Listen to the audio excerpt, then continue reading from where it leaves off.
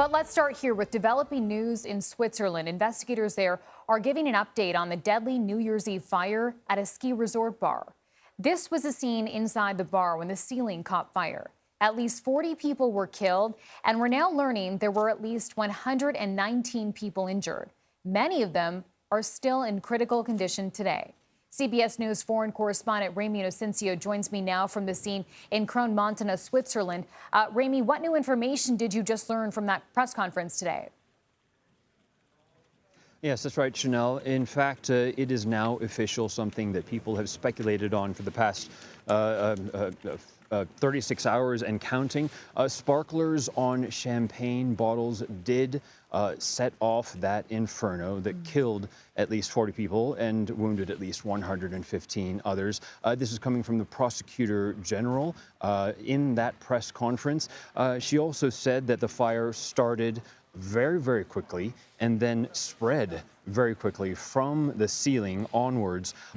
They also said that they interviewed two French managers of La Constellation, which is right over my shoulder here.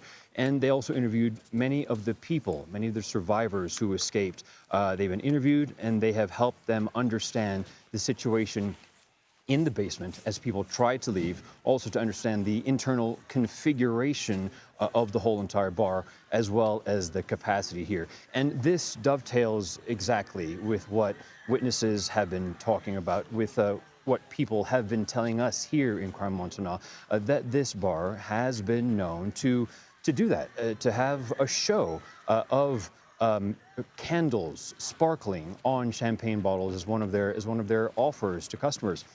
People have said that it actually is something commonplace across this town, this ski resort town, and now we know that this, according to officials, is what caused this devastating tragedy.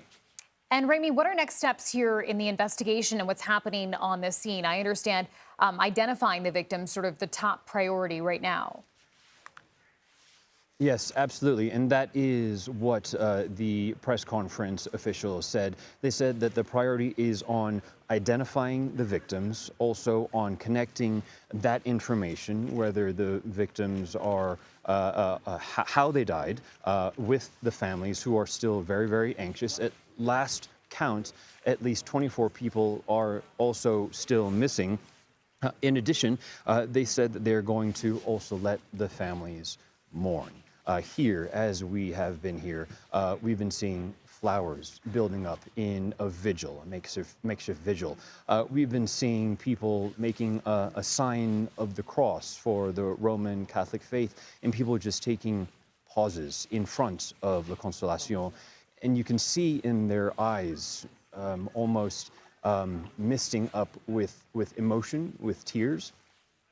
We talked with witnesses and they said that usually this ski resort town is a bustling, happy place with cars going back and forth. But now people keep on saying it's quiet, it's so silent. So yes, they will be focusing on the families and on connecting information about their loved ones to them. They're also going to be looking at the work carried out inside the bar prior to this, what the materials were used. For example, one witness told us that he saw that there was insulation, some foam insulation on the ceilings of the basement. Also, they're going to be checking out operating permits and whether the emergency exits were enough. We were told that actually there is only one entrance and one exit, and it is that entrance right behind me there. The Forensics Institute is also going to look into a possible penal case against the owners here for possible negligence. So this is just the first few days of what will be likely many more days and weeks to come, not only in figuring out what exactly still happened from here, but also in connecting families to their loved ones, both alive and tragically dead. Just a terrible tragedy. Ramy Inocencio, thank you for the update. We appreciate it.